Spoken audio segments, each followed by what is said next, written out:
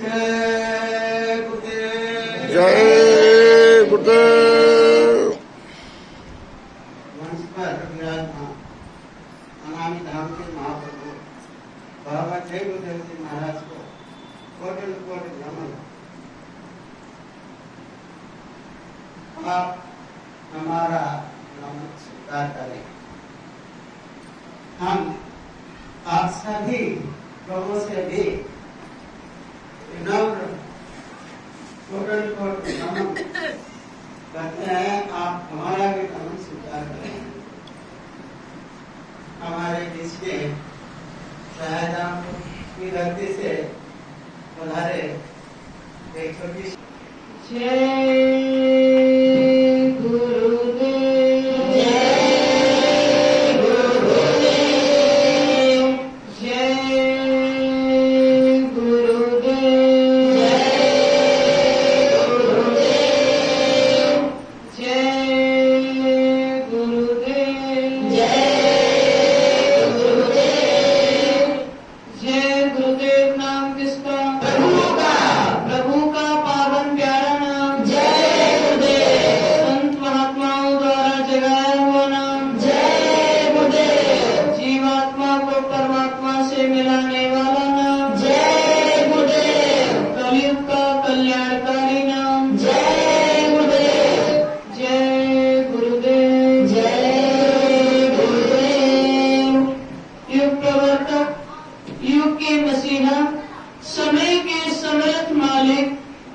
पर स्वयं विराजमान तथा यहाँ मौजूद दृश्य एवं अदृश्य रूप में सभी शक्तियाँ तथा आज की सत्संग वेला में भाग ले रहे सभी सत्संगी प्रेमी जनों को सादर जय गुरुदेव।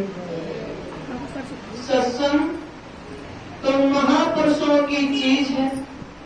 जब महापुरुषों की जुबान मुबारक से हम जीवात्माओं को सत्संग सुनने को मिलता है, तभी हम जीवात्माओं में चेतना निधान जाने की होती है। अर्थात जब महात्माओं की शब्दों की बौछार इस जीवात्मा पर होती है, तभी आत्मा सराबोर होती है। हम तो महात्माओं के वचनों को दोहराने आए। तो आप सभी लोग थोड़े समय के लिए ध्यान पूर्वक सुनेंगे। जय जय जय गुरुदेव जी, धाम अपार नाम, कोटि कोटि विनती करूं, अरब खरब प्रणाम। स्वामी सतगुरुदेव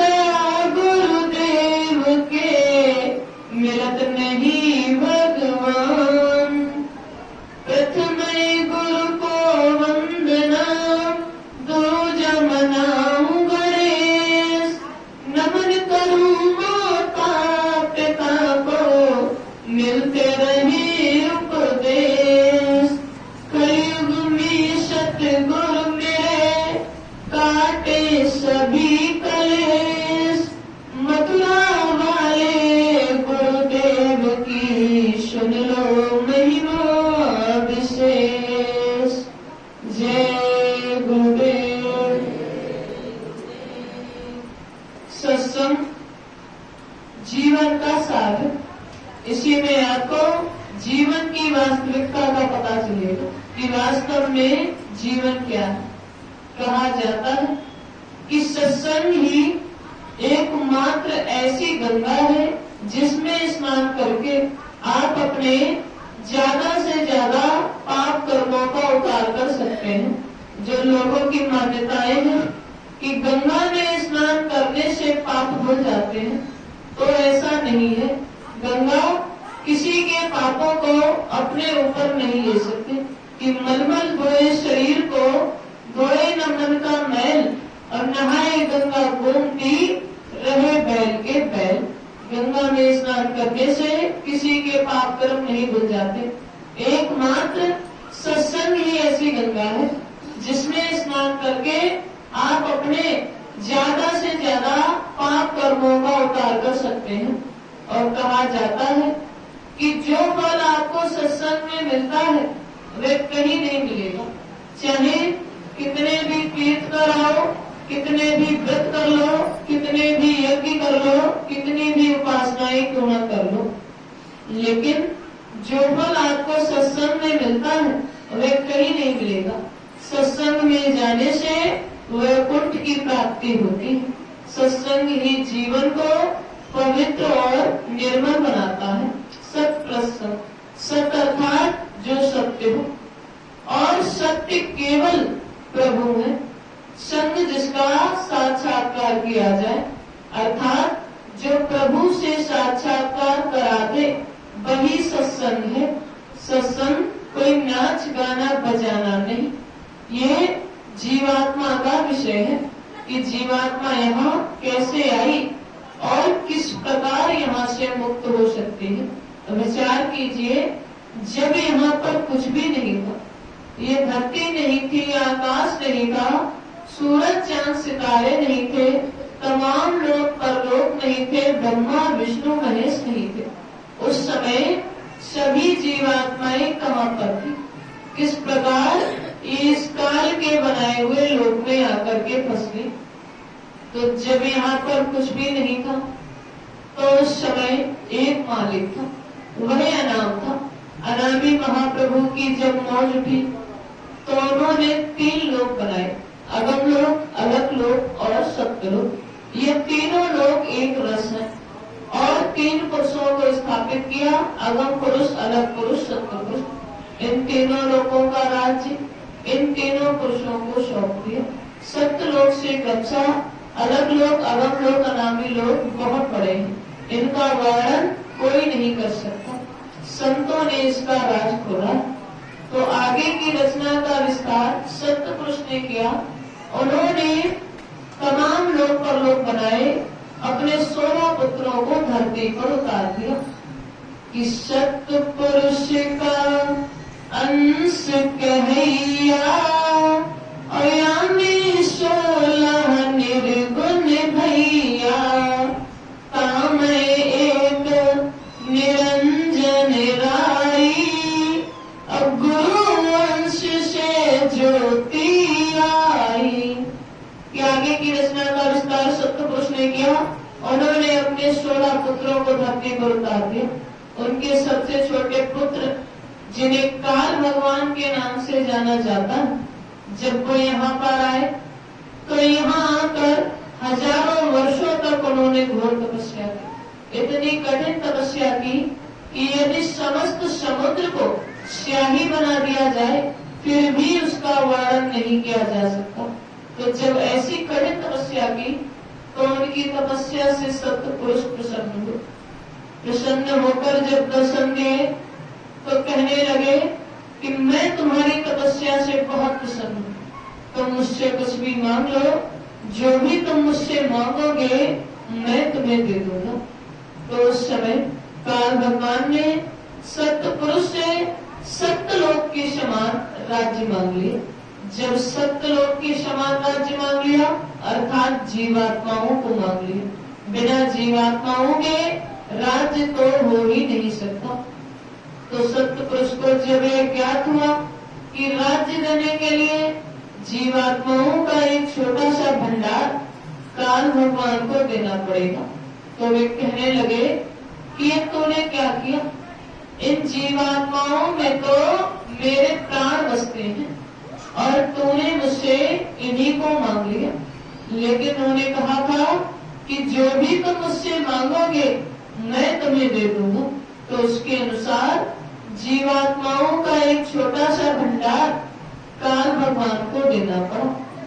उसके बाद आगे की रचना का विस्तार काल भगवान ने किया कि ज्योति निरंजन की है नारी, अब दोनों मिलके कीन विषकारी, कि ज्योति निर्गुण के भिंग आई, रति कर भोग पुनि कीने उपजाई, तीन बार रति की ना जाई, ब्रह्मा विष्णु कीने उपजाई, अब तीजे शंभु छोटे भाई, यह विधि की आदि बताई।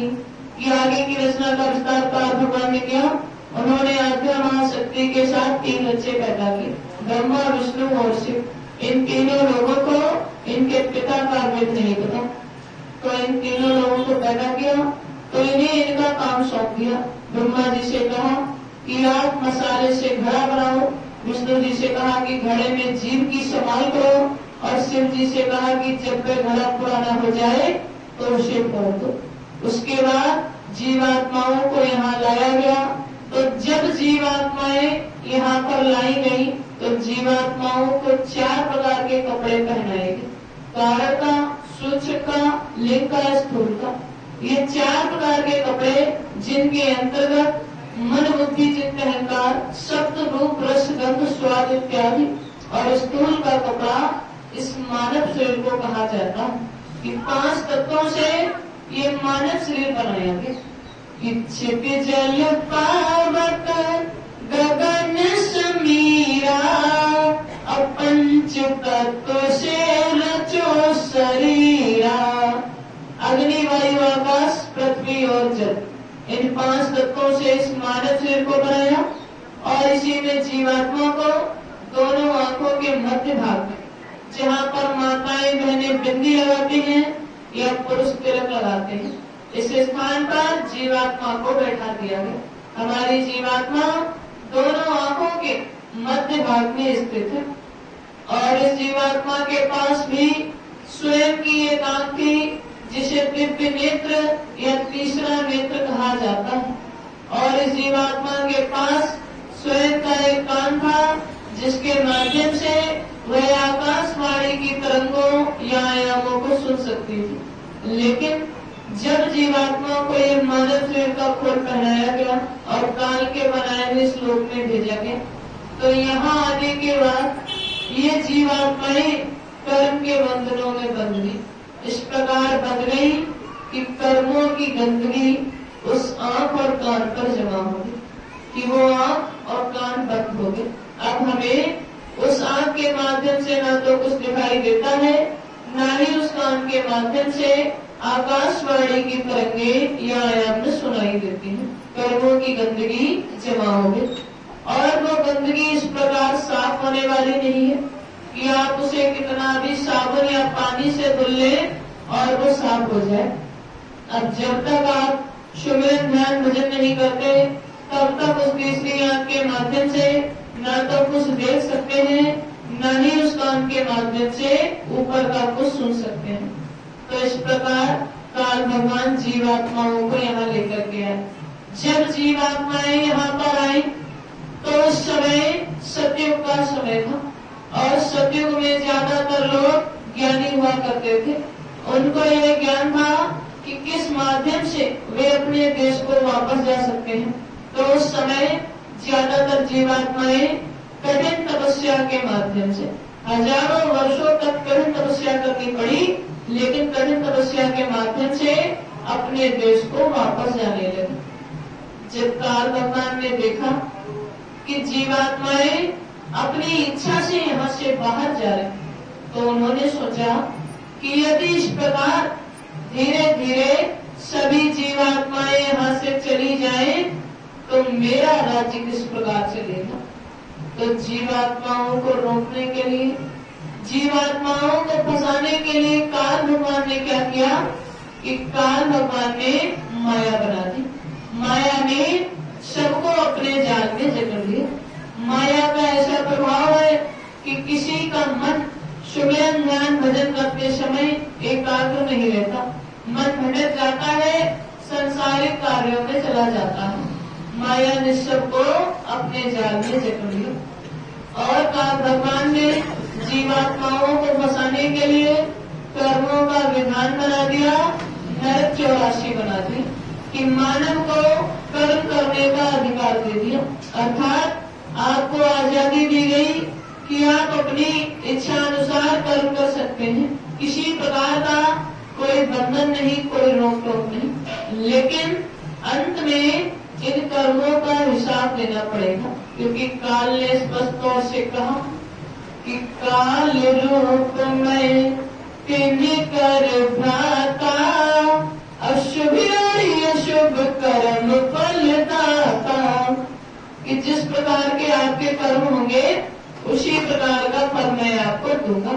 यदि आप अच्छे कर्म करते हैं तो अच्छे फल की प्राप्ति होगी, और यदि आप बुरे कर्म करते हैं तो उसी प्रकार की सजा आपको मिलेगी, जिसके लिए 4 खानों से 84 लाख योनियां बना दी गई। अब आपको कर्मों के अनुसार 84 लाख योनियों में जाना पड़ेगा कि 4 खान 84 धारा, विविध भांति सृष्टि विस्तारा, सृष्टि भई तब अगम्य अपारा, ज्योत निरंजन जाल पसारा। तो इस प्रकार पूरी सृष्टि की रचना कर दी और भगवान ने सभी जीवात्माओं को अपने जाल में फंसा लिया। यहाँ आने के बाद सभी जीवात्माएं कर्म के विधान में बंध गई। अब जैसे कर्म कर रही उसी के अनुसार फल उन्हें मिल रहा। ज्यादातर जीवात्माओं को नरको 84 में जाना पड़ रहा, और जब 84 के चक्कर काट रही तो काल के बनाए हुए इसी लोक में फंसी रहेगी। यहाँ से मुक्त होने का रास्ता उन्हें नहीं मिल पा रहा। तो जैसा जीवात्माओं के पिता ने कहा कि मैं समय समय पर संतों को भेजकर तुम्हें रास्ता दिखाऊंगा, तो इन भोली भटकी जीवात्माओं को रास्ता दिखाने के लिए निरंतर संत आते रहे। लेकिन हम इस काल के बनाए हुए योग में आकर कर्म के बंधनों में इस प्रकार बंध जाते हैं कि आए हुए संतों को हमने पहचाना ही नहीं, उनकी बात ही नहीं मानी, उल्टा हम उनकी निंदा करने लग जाते हैं, बुराई करने लगते हैं। इस प्रकार जीवात्माओं का कल्याण संभव नहीं। और संत कौन होते हैं कि दाढ़ी बाल बढ़ा लेने से कोई संत नहीं हो जाता। ऋषि मुनि योगी ज्ञानी ध्यानी को संत नहीं कहते। संत वे हैं जिनकी जीवात्मा सत्यलोक तक पहुंच गई हो। कि संत को उनको तुम भाई, सत्यलोक जिन सुरत समाई। जिनकी जीवात्मा सत्यलोक तक पहुंच गई हो वे होते हैं संत। या तो वे स्वयं परमात्मा का रूप है या उन्होंने परमात्मा को पाया है, तभी वे आपकी जीवात्मा का कल्याण कर सकते हैं। जिसने खुद ही परमात्मा को नहीं पाया होगा वो आपकी जीवात्मा का कल्याण कैसे करेगा। तो संत वही है जिनकी जीवात्मा सत्यलोक तक पहुंच गई हो। संत सदैव परमार्थ का उद्देश्य लेकर के चलते हैं। जिस प्रकार वृक्ष तमो नहीं फल भगे, नदी न संचय नीर, परमार्थ के कारण ही सागुन धरा शरीर। जिस प्रकार वृक्ष अपना फल कभी खुद नहीं खाता, नदी अपना पानी स्वयं नहीं पीती, उसी प्रकार संत महात्मा दूसरों के हित के लिए ही आते हैं। स्वयं का किसी प्रकार का कोई स्वार्थ नहीं होता। कि साधु तो भूखा भाव का, धन का भूखा न, और धन का भूखा जो फिरे सो तो साधु न। संत महात्माओं को आपसे कुछ भी नहीं चाहिए, वे केवल आपके भाव के भूखे हैं। यदि सच्चे भाव के साथ आप उनकी शरण में जाएं तो उनकी दया कृपा आपको अवश्य मिलेगी। वे सदैव परमार्थ का उद्देश्य लेकर के चलते हैं। संत महात्माओं के अलावा जितने भी लोग हैं सबका अपना अपना स्वार्थ होता है। गोस्वामी जी ने श्री रामचरितमानस में कहा कि सुर नर मुनि सबकी यह रीति और स्वार्थ लागी करहि सब प्रीति। सुर अर्थात देवता, नर मनुष्य और ऋषि मुनि, इन सबकी यही रीति है कि हर कोई स्वार्थ के साथ ही आपसे प्रेम करता है। देवताओं का भी अपना अपना स्वार्थ होता है। यदि आप किसी देवता को मानते हो, समय समय पर चढ़ावा देते हो, तब तो ठीक है। और यदि आप किसी देवता के लिए कुछ बोलकर भूल जाओ या समय पर ना दे पाओ तो आपका कुछ कार्य बिगड़ भी सकता है। इनका सबका अपना अपना स्वार्थ होता है। केवल संत महात्मा ऐसे होते हैं जो सदैव परमार्थ का उद्देश्य लेकर के चलते हैं, जिसका परम अर्थ, परम लक्ष्य परमात्मा की प्राप्ति है। और यह केवल मनुष्य शरीर में ही संभव है, क्योंकि एकमात्र मनुष्य की ऐसी योनि है जिसमें मोक्ष का रास्ता है। अन्य किसी योनि में आप मोक्ष को प्राप्त नहीं कर सकते। अन्य योनियों में आप केवल अपने कर्मों के अनुसार जाते हैं, लेकिन एकमात्र मनुष्य की ऐसी योनि है कि इसी में मोक्ष को और परमात्मा को पाया जा सकता है। ये मनुष्य शरीर उस परमात्मा का बनाया हुआ मंदिर है। जिन मंदिरों में आप पूजा करने जाते हो वे मंदिर तो इंसान ने स्वयं बनाए, लेकिन ये मनुष्य शरीर उस परमात्मा का बनाया हुआ मंदिर है। कहा जाता है कि ये जिस्म खुदा की मस्जिद है, भगवान का मंदिर कहते हैं। क्यों? ढूंढे पत्थर पानी में, भगवान इसी में रहते हैं। ये मनुष्य शरीर ही खुदा की बनाई हुई मस्जिद या भगवान का बनाया हुआ मंदिर है। इसी में आपको परमात्मा मिलेगा। परमात्मा को खोजने के लिए इधर उधर जाने की आवश्यकता नहीं। कि लोग चारों धामों की यात्रा करने जाते हैं, चारों दिशाओं में, पहाड़ों में, गुफाओं में, नदियों में परमात्मा को खोजते हैं। पत्थर की पूजा करते हैं कि हमें परमात्मा मिल जाएगा। यदि पावन पूजे हरि मिले तो मैं पूजू पहाड़, और यहाँ से तो चक्की भली पीस खाए संसार। अर्थात यदि पत्थर की पूजा करने से परमात्मा मिल जाए तो मैं पूरे पहाड़ की ही पूजा करूं, और ना मिले तो उससे अच्छा पत्थर की बनी हुई चक्की है जिसके माध्यम से सारा संसार आटा पीसकर खाता है। तो परमात्मा आपको यहाँ कहीं नहीं मिलेगा, इसी मनुष्य शरीर में मिलेगा। जिसने भी परमात्मा को पाया इसी शरीर में पाया, और मृत्यु से पूर्व जीते जी पाया। मरने से पहले जीते जी परमात्मा आपको इसी शरीर में मिलेगा, बस उसे खोजने की आवश्यकता है। और वर्तमान में परमात्मा प्राप्ति का साधन सबसे सरल बताया गया। पहले क्या था कि जैसे युग थे वैसा योग था। सतयुग के समय में लोगों को हजारों वर्षों तक कठिन तपस्या करनी पड़ी। त्रेता में लोगों को अनेकों यज्ञ करने पड़े, द्वापर में मूर्ति की पूजा करनी पड़ी। लेकिन कलयुग का बहुत ही सरल सा उपाय, बहुत ही सरल सा विधान बनाया गया।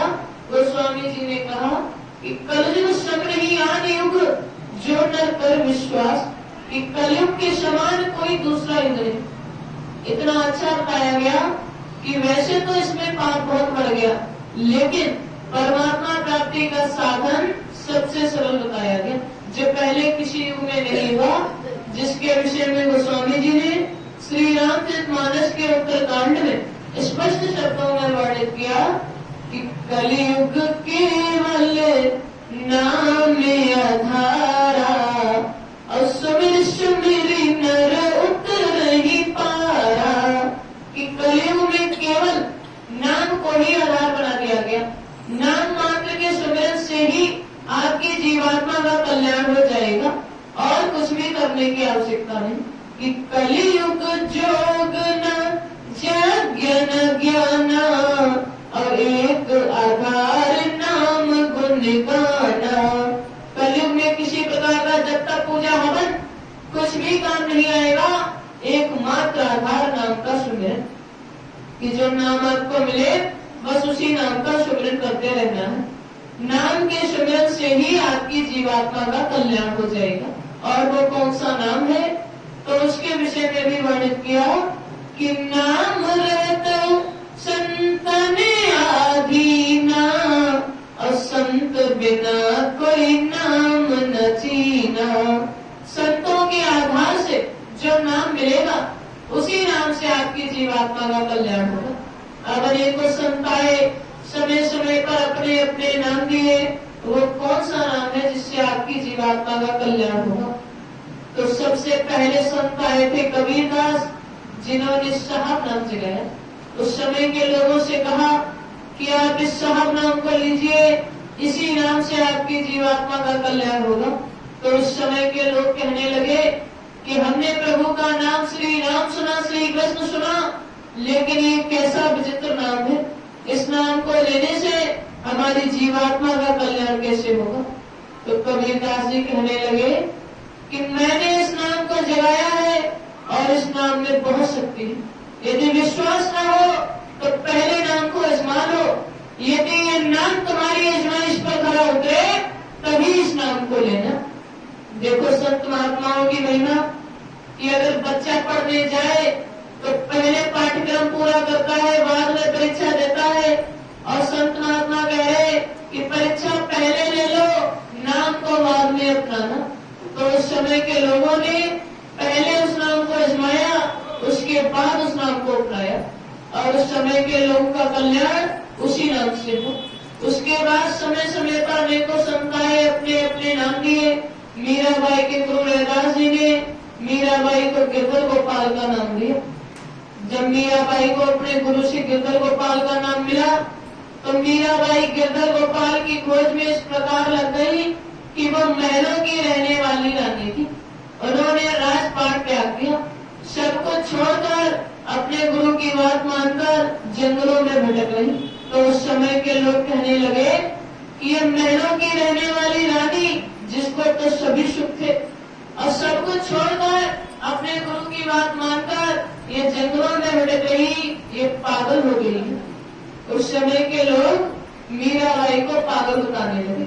लोगों ने बहुत निंदा की, बहुत अपमान किया, लेकिन मीराबाई ने सब कुछ नजरअंदाज किया और अपने गुरु की बात मानकर केवल गिरधर गोपाल की खोज करती रही। कि निंदा से ना डरो, निंदा जल की धार, और डरती अगर मीरा तो कैसे होती पाप। लोगों का काम है कहना, लोग तो निंदा करेंगे, अपमान करेंगे, मजाक बनाएंगे, लेकिन निंदा एक जल की धार के समान है जो समय के साथ बहकर आगे चली जाएगी। जिस प्रकार मीराबाई का कल्याण उसी गिरधर गोपाल नाम से हुआ, तो आज इतिहास में उनका नाम बहुत ही गर्व के साथ लिया जाता है कि उन्होंने परमात्मा को पाया। इसी के साथ समय समय पर अनेकों संत आए, अपने अपने नाम दिए। अभी 200 वर्ष पूर्व शिवदयाल जी ने राधा स्वामी नाम को जगाया और वर्तमान में ये जय गुरुदेव नाम जगाया गया। ये बहुत ही अद्भुत नाम है। इस नाम में प्रारंभ में जय, जैसे आप हर देवता के नाम के आगे जय लगाते हो, जैसे जय श्री राम, जय श्री कृष्ण, जय हनुमान, उसी प्रकार इस नाम में प्रारंभ में जय, बीच में गुरु अर्थात मुर्शिद बैठा है, अंत में देव। देव माने देवता, ऐसा देवता जो आपको सब कुछ दे, आपसे कुछ भी न ले। ऐसे सच्चे सतगुरु जो आपको नाम की कमाई का रास्ता दे रहे, आपसे कुछ भी नहीं ले रहे। ऐसा अद्भुत नाम वर्तमान में जगाया गया और समय का यही नाम है कि जय गुरुदेव समय के सतगुरु, समय से किया इशारा है। धर्म प्रेमियों जग जाओ, इसमें कल्याण तुम्हारा है। सब हरि भजन में लग जाओ, इसमें कल्याण तुम्हारा है। गांव नगर के धर्म प्रेमियों, इस सिद्धांत को अपनाना, प्रेम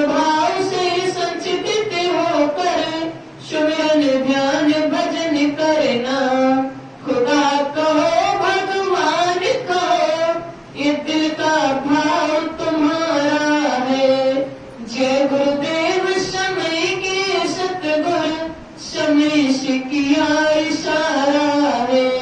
धर्म प्रेमियों जग जाओ इसमें कल्याण तुम्हारा है। ये जिस्म खुदा की मस्जिद है भगवान का मंदिर कहते हैं। क्यों ढूंढे पत्थर पानी में भगवान इसी में रहते हैं। जा बैठ फकीरों की सोबस में हो जीवन धन्य तुम्हारा है। जय गुरुदेव समय के सतगुरु समय से किया इशारा है। धर्म प्रेमियों जग जाओ इसमें कल्याण तुम्हारा है। बड़े भाग मानुष तन पावा सुर दुर्लभ सद ग्रंथन गावा। अमृया मास में फंस करके ये मानव जन्म बिगाड़ा है। सब हरि भजन में लग जाओ इसमें कल्याण तुम्हारा है। जय गुरुदेव समय के सतगुरु समय से किया इशारा है। धर्म प्रेमियों जग जाओ इसमें कल्याण तुम्हारा है। जय गुरुदेव। समय का यही नाम है। समय का नाम ही समय पर काम आता है। जिस प्रकार समय का डॉक्टर समय पर काम आता है। बाबा जी ने ये नाम दिया और कहा कि ये मेरा नाम नहीं है। ये जय गुरुदेव नाम बाबा जी का नाम नहीं है। जय गुरुदेव नाम परमात्मा का, जय गुरुदेव नाम प्रभु का है। जय गुरुदेव नाम उस सनातनी महाप्रभु का है जो सबका सृजनहार है। और साथ ही साथ एक आवाज लगाई कि कलयुग में कलयुग जाएगा और कलयुग में सतयुग आएगा। तो ये कोई छोटी मोटी बात नहीं, क्योंकि कलयुग की अवधि अभी पूरी नहीं हुई, मात्र पहला चल ही हुआ 5,500 वर्षों का। इतने में महापुरुष ने कहा कि मैं अपने त्याग और तपस्या के बल पर इस धरा पर सहस्त्र वर्षों के लिए सतयुग लाकर दिखाऊंगा। तो ये किसी के बस की बात नहीं।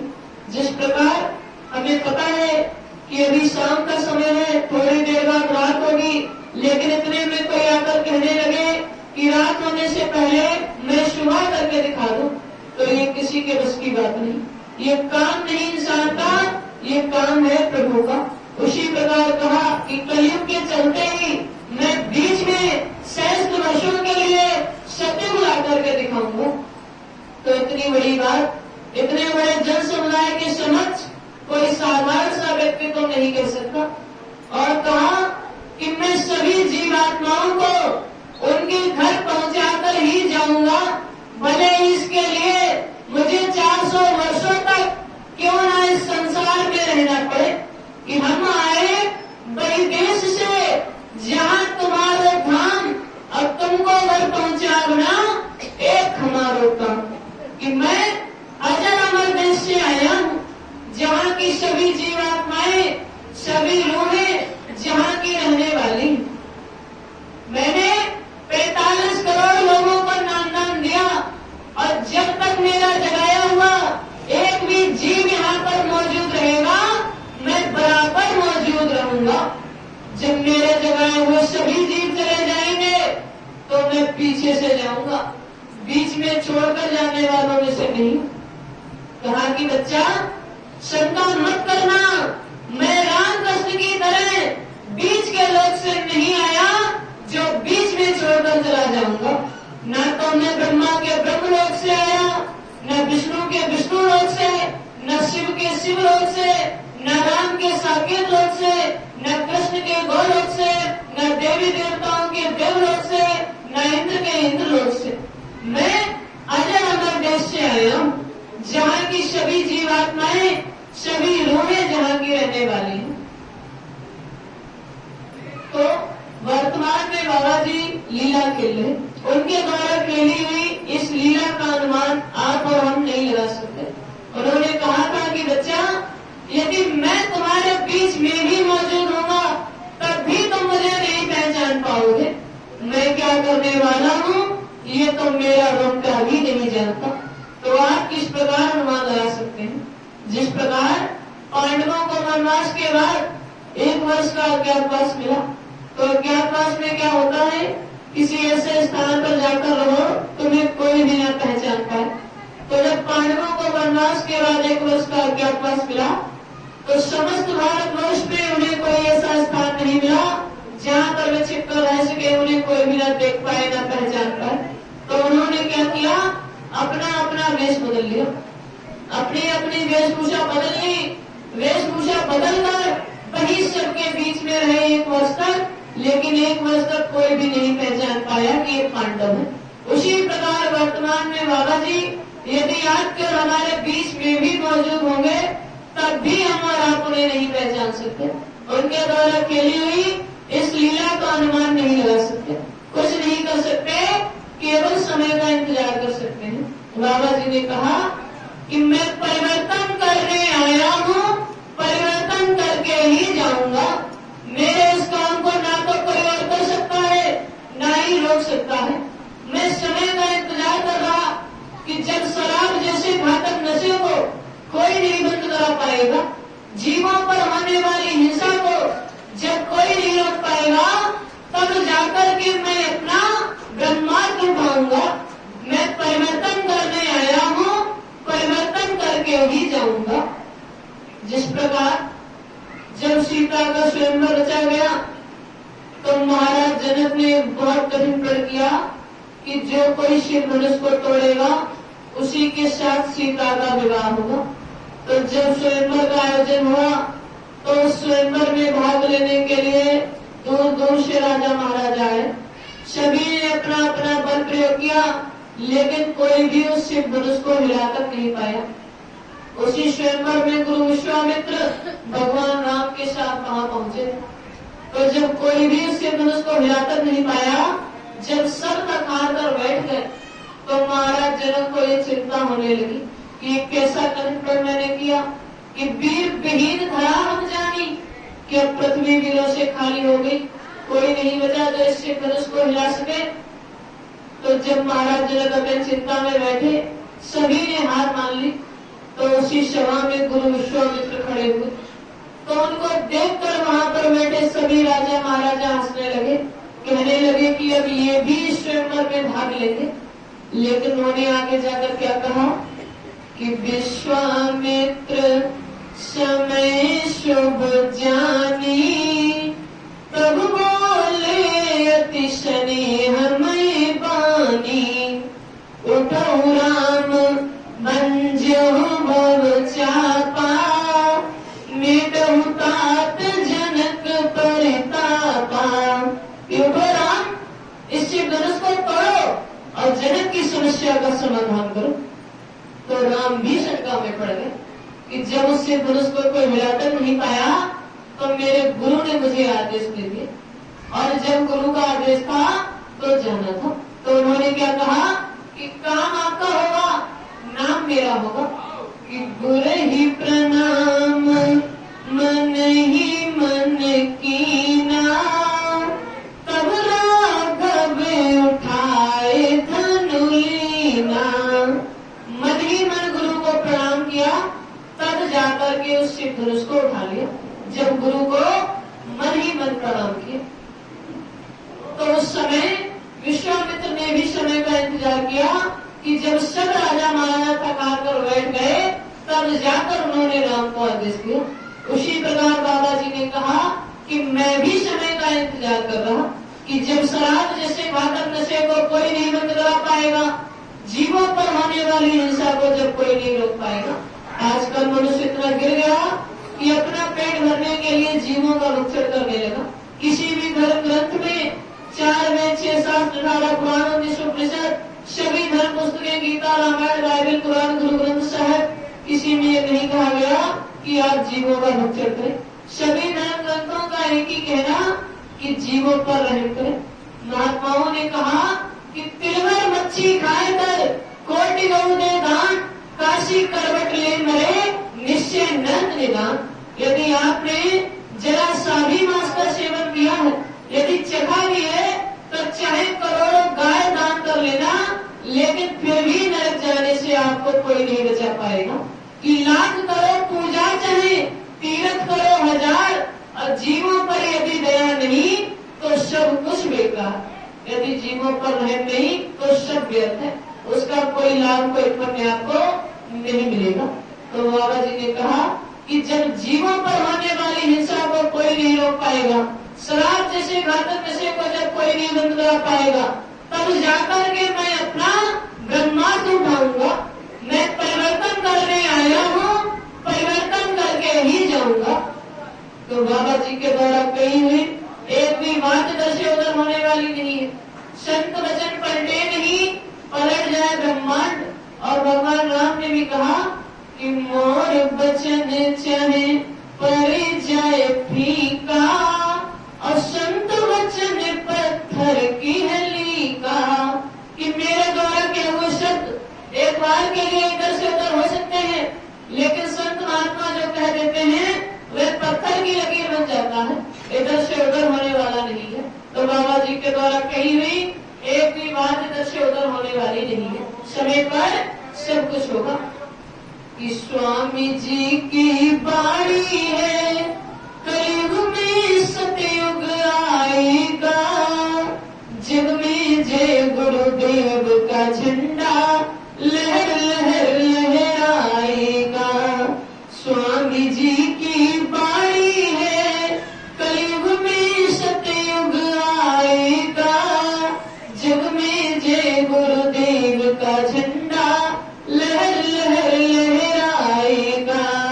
भारत भूमि की रक्षा लज्जा बचाई संतों ने, लोक और परलोक बने युक्ति बताई संतों ने। होगा अखंड भारतीय फिर से, तब विश्व गुरु कहलाएगा, और जग में जय गुरुदेव का झंडा लहर लहर लहराएगा। स्वामी जी की बाणी है, कलयुग में सतयुग आएगा, जग में जय गुरुदेव का झंडा लहर लहर लहराएगा।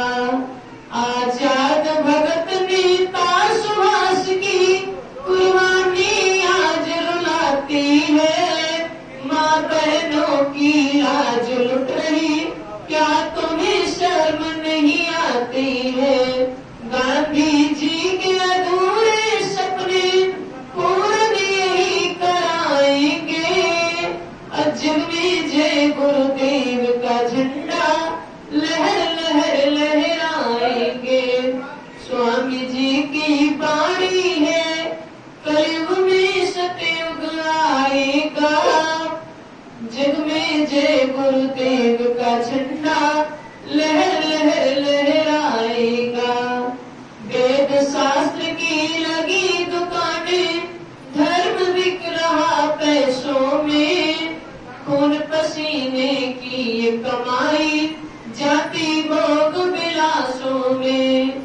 जय गुरुदेव आवाज लग रही, सबको होश आ जाएगा, जग में जय गुरुदेव का झंडा लहर लहर लहराएगा। स्वामी जी की बाणी है, कलयुग में सतयुग आएगा, जग में जय गुरुदेव का झंडा लहर लहर लहराएगा। जय गुरुदेव। बाबा जी के द्वारा कही हुई एक भी बात इधर से उधर होने वाली नहीं है, समय पर सब कुछ होगा। बाबा जी ने ही नहीं बल्कि बहुत से संतों ने हजारों वर्षों पहले ही लिख दिया कि आगे किस प्रकार का समय आ रहा, कौन महापुरुष होंगे। संत रविदास ने अपनी पोथी में वर्णन किया कि एक बार रविदास ज्ञानी, कहन लगे सुनो अटल कहानी। अब कलयुग बात साँचे अस होई, बीते सहस्त्र 5-10 जोई। अब भरमा में सब स्वार्थ के काजा, बेटी बेच तजी कुल लाजा। नशा दिखा में घर में पूरा, मात बहन का पकड़े अंडा मांस मछलियां खावे, अपर नारी को गले लगावे। नारी भी अति आतंक मचई है, अपने पति को मार भगई है। पर प्यारे को गले लगई है, कर्म देख पृथ्वी फट गई है। अंबर भी दरारे खई है, अति भीषण क्रांति की ज्वाला। तामे कूद पड़ी मतवाला, जब देश आजाद हो गई है, वो शक्ति जाकर छिप गई है। और धरे बेश साधु का न्यारा, गुरु नाम का करे प्रचारा। वलकल का वो वस्त्र पहनिए, साधन भजन सब से करवई है। ऐसा मंदिर एक बने है, जो इस भूमंडल पर कहीं नहीं पाए हैं। पंचम कलश अनोखी मूरत, झंडा श्वेत सुरीली सूरत। गुरु नाम से सब जग जाने, उनको परम पूज्य अति माने। सत्य पंथ का करे प्रचारा, देश धर्म का करे विस्तारा। करे संग उन कर ब्रह्मचारी, उन समान नहीं कोई उपकारी। असंग मौन भये न विनाशा, विनय पूर्ण गुण प्रेम प्रकाशा। 1000 वर्षों पहले ही संत व्यास ने लिख दिया कि आगे किस प्रकार का कलयुग आएगा। जब ऐसा कुछ भी नहीं था, तब उन्होंने लिख दिया कि कलयुग वाल सांचा सोई, बीते सहस्त्र 5-10 जोई। अब भर मावेश सब स्वार्थ के काजा, बेटी बेच तुझे कुल लाजा। नशा दिखाने घर में पूरा, मात बहन का पकड़े जूड़ा। अंडा मांस मछलियां खावे। यही सब आज देखने को मिल रहा, जैसा हजारों वर्षों पहले लिखा गया, जब ऐसा कुछ भी नहीं था। आज यही समय सबकी आंखों के सामने आ गया, क्योंकि संत महात्माओं की लिखी हुई एक भी बात गलत नहीं हो सकती। और कहा कि भले वेश साधु का न्यारा, गुरु नाम का करे प्रचारा। ऐसे एक महापुरुष जो साधु का वेश धारण करके समस्त विश्व में गुरु के नाम का प्रचार करेंगे। ऐसा एक मंदिर बनवाएंगे जो इस भूमंडल पर कहीं नहीं होगा। ये सब बाबा जी के विषय में लिख दिया कि बाबा जी ने साधु का वेश धारण करके समस्त विश्व में गुरु के नाम का प्रचार किया। मथुरा में एक ऐसा मंदिर बनवाया जो इस भूमंडल पर कहीं नहीं। और पंचम कलश अनोखी मूर्त, झंडा श्वेत सुरीली सूरत, जिनका झंडा सफेद रंग का, समस्त विश्व जिन्हें गुरु के नाम से जानता है।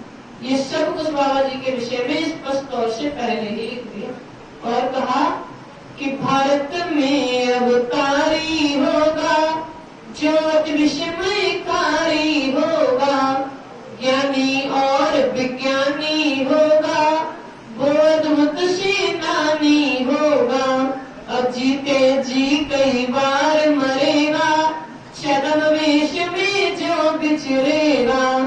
देश बचाने के लिए होगा एक आवाहन, युग परिवर्तन के लिए चले प्रबल तूफान। अब तीनों ओर से होगा हमला, देश के अंदर द्रोही घपला।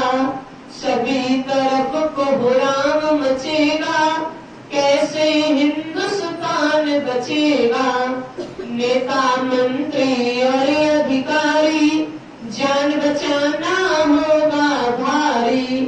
छोड़ सब मैदान भागेंगे, अपने अपने घर दुबकेंगे। जिन जिन भारत मात सताई, जिसने इसकी करी लुटाई। ढूंढ ढूंढ कर बदला लेगा, सब हिसाब चुकता कर देगा। अब चीन अरब की धुरी बनेगी, विध्वंसक ताकतें उभरेगी। सभी तरफ संगीन लड़ाई, घाटे में होंगे ईसाई। लंदन सागर में डूबेगा, इटली में कोहराम मचेगा। युद्ध तीसरा विप्लवकारी, जो होगा भारी संहारी। अब भारत होगा विश्व विजेता, भारत होगा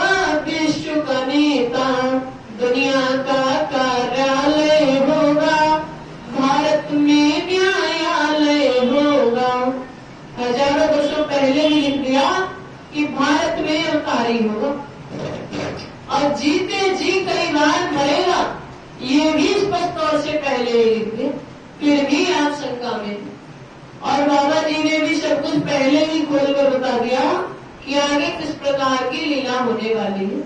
कि बाबा जय गुरुदेव की है जो बाणी, एक दिन सत्य होकर रहेगी। वक्त से है सभी काम होता, इसको महसूस दुनिया करेगी।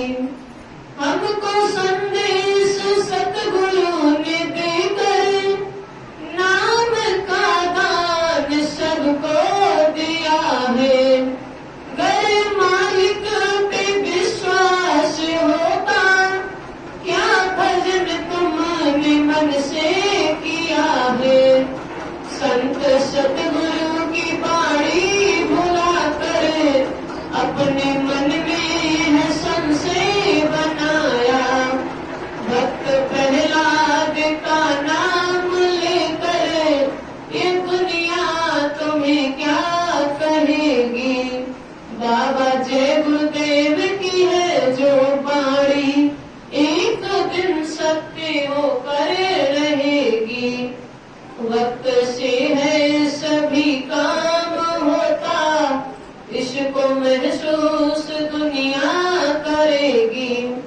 अग्नि में जलने की थी प्रतिज्ञा, किंतु सब कुछ है तुमने भुलाया। अग्नि में जलने की थी प्रतिज्ञा, किंतु सब कुछ है तुमने भुलाया।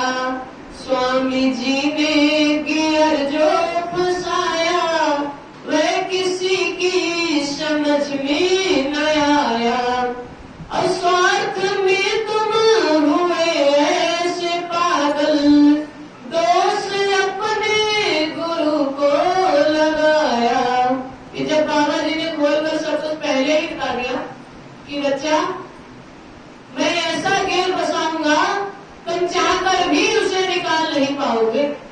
मैं तुमसे इतनी दूर चला जाऊंगा कि तुम चाहकर भी मेरे पास तक नहीं पहुंच पाओगे, और यदि मैं तुम्हारे बीच में भी मौजूद होगा तब भी तुम मुझे नहीं पहचान पाओगे। मैं क्या करने वाला हूँ ये तो मेरा रोंगटा भी नहीं जानता।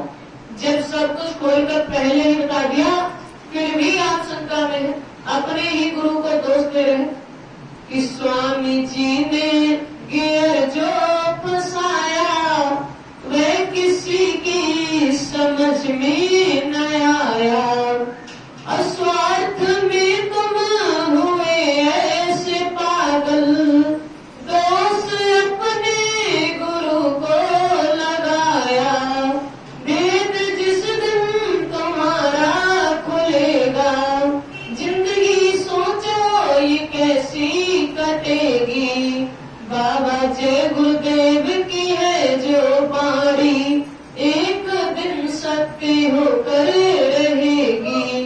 वक्त से है सभी काम होता, इसको महसूस दुनिया करेगी।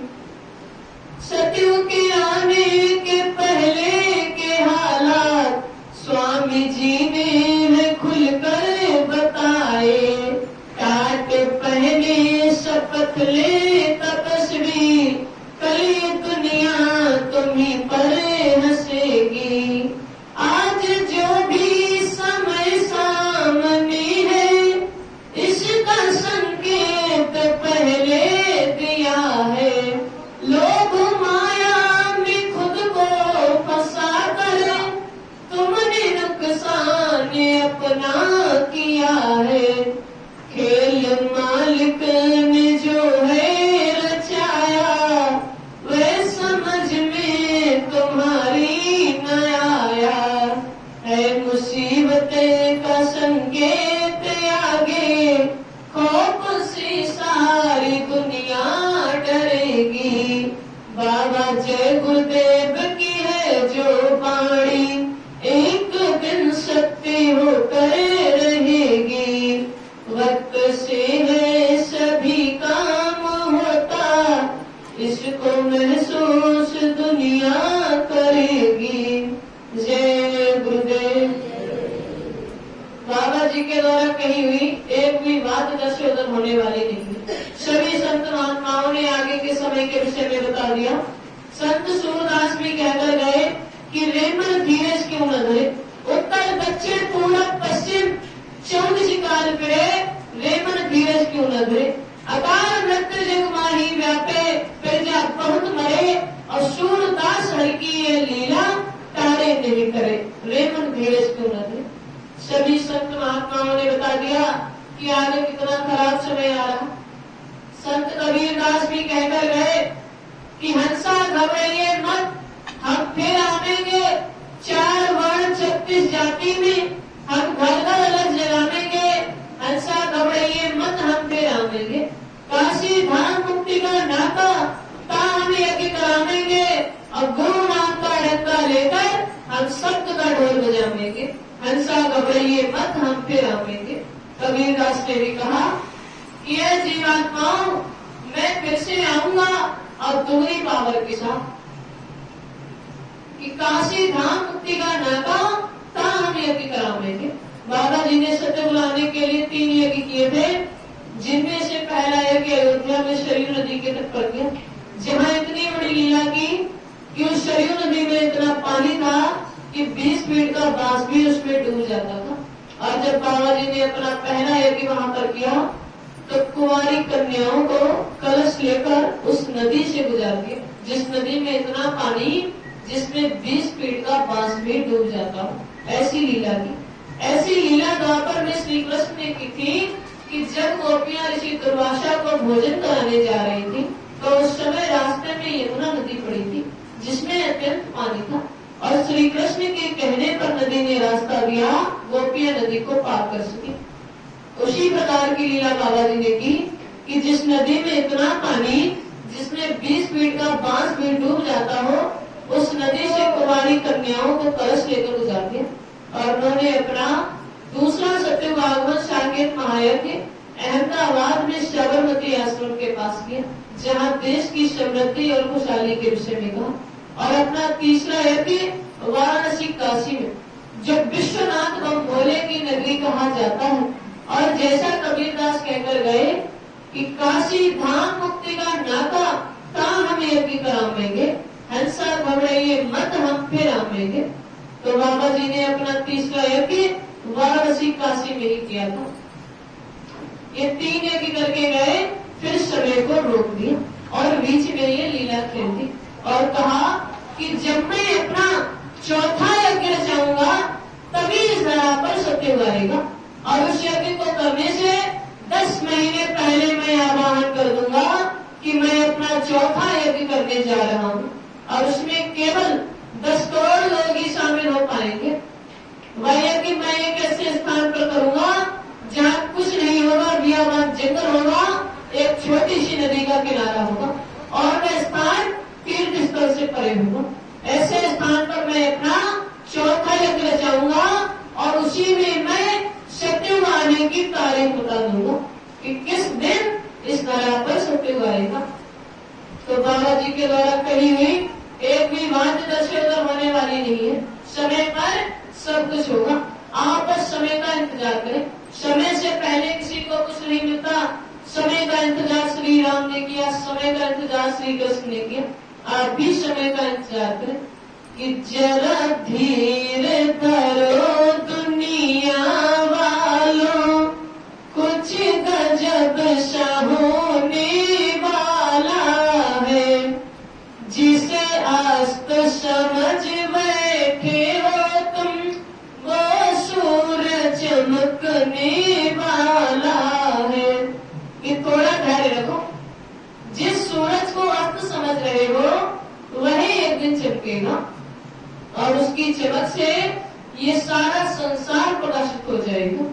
आप बस थोड़ा सा धैर्य रखें और समय का इंतजार करें। एकमात्र ऐसे महापुरुष हुए जिन्होंने हम जीवात्माओं को हमारे अस्तित्व के विषय में बताया।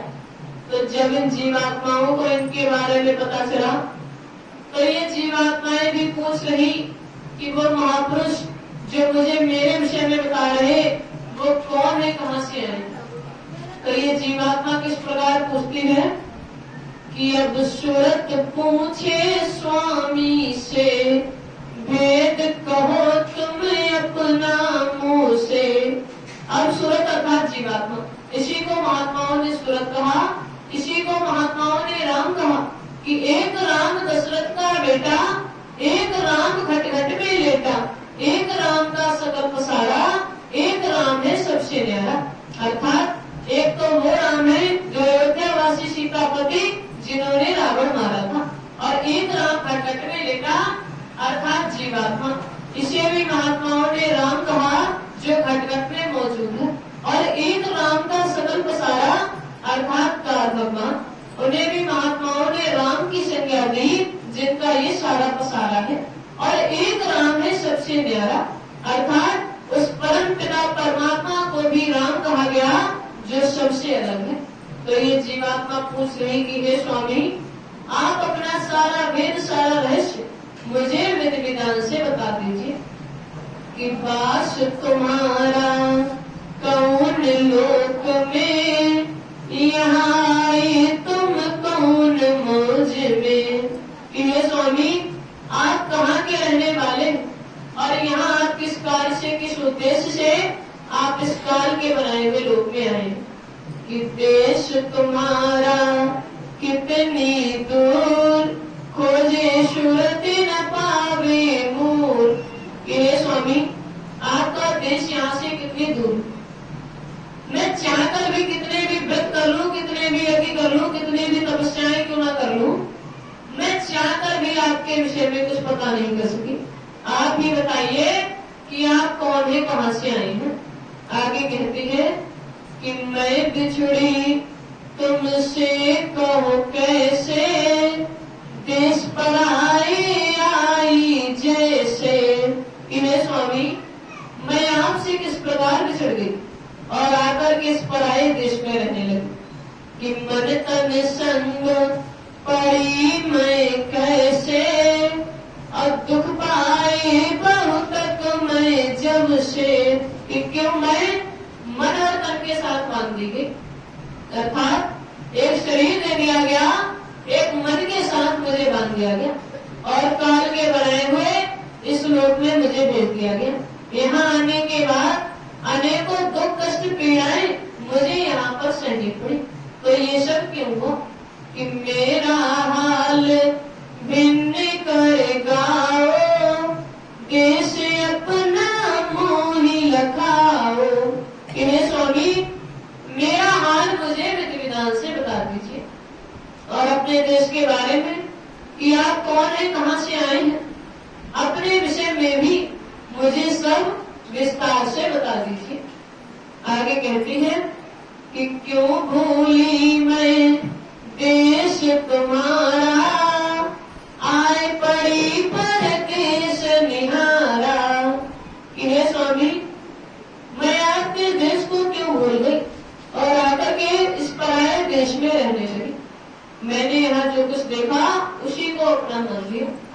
कि पाताल बसोया मृत्यु लोक में, स्वर्ग बसोया ब्रह्म लोक में। ये स्वामी, आप पाताल के रहने वाले हैं या मृत्यु लोक में आपका वास है, या आप स्वर्ग के वासी हैं या ब्रह्म लोक से आप आए हैं। वास्तव में आप कहाँ पर रहते हैं। कि इंद्रपुरिया शिव मुकाम में, राम लोक या कृष्ण लोक में। क्या आप इंद्रपुरी के रहने वाले हैं या शिव मुकाम में आपका वास है, या आप राम के साकेत लोक के वासी हैं या कृष्ण के गौलोक में आप रहते हैं। और या तुम व्यापक सभी लोक में, चार खान चढ़े अचर थोक में। या आप सभी लोकों में व्याप्त हैं, चार खानों से जो 84 लाख योनियां बनाई गई, क्या उनमें भी आपका अंश है, क्या नरकों में भी आपका अंश है। इसके विषय में मुझे विधि विधान से बता दीजिए। आगे कहते हैं कि क्यों मोहि डाला काल लोक में, अति भर माया हर्ष शोक में। कि हे स्वामी, आपने मुझे क्यों इस काल के बनाए हुए लोक में भेज दिया?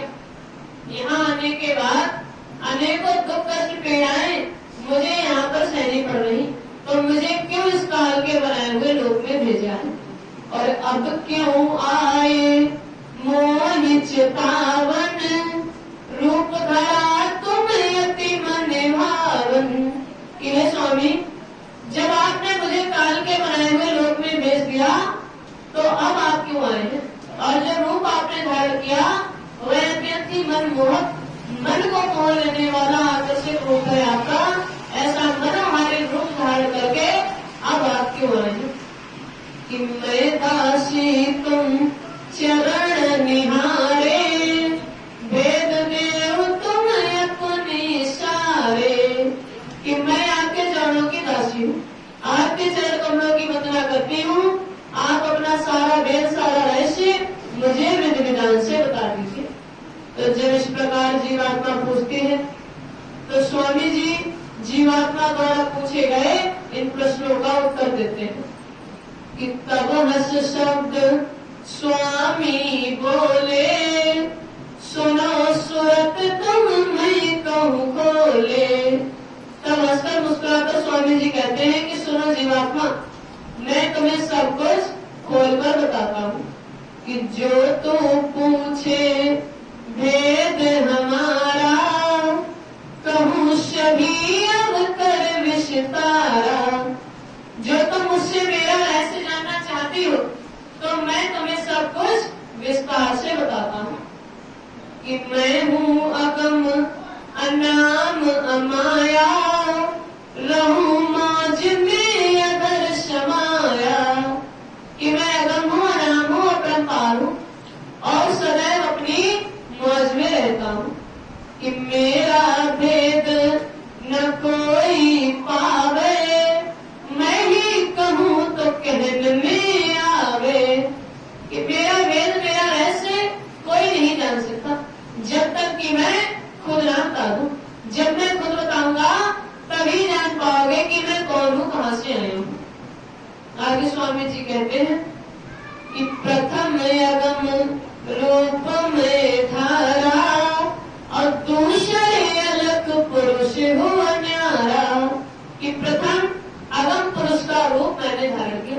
जैसा बताया कि जब सृष्टि की रचना हुई तो 3 पुरुष स्थापित किए गए, अगम पुरुष, अलग पुरुष, सत्य पुरुष।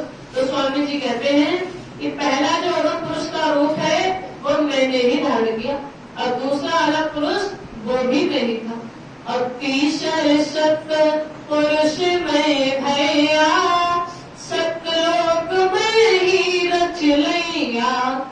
और तीसरा सत्य पुरुष वो भी मैं ही था, और सत्यलोक की रचना भी मैंने खुद की।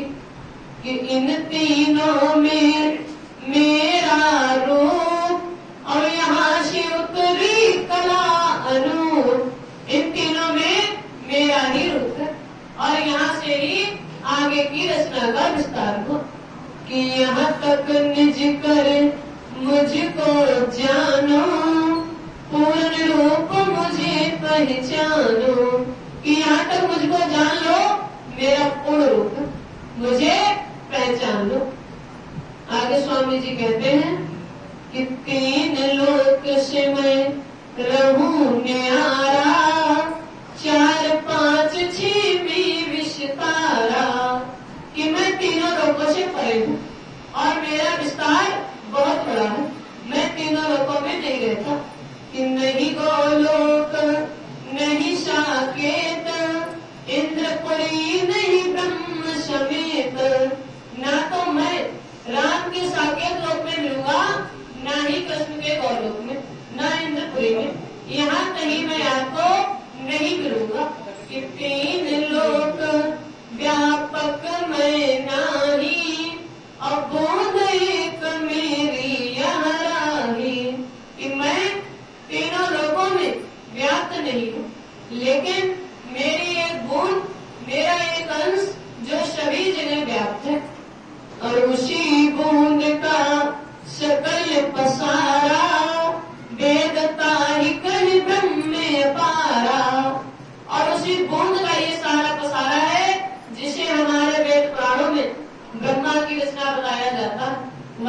में ये उसी बूंद का सारा पसारा है।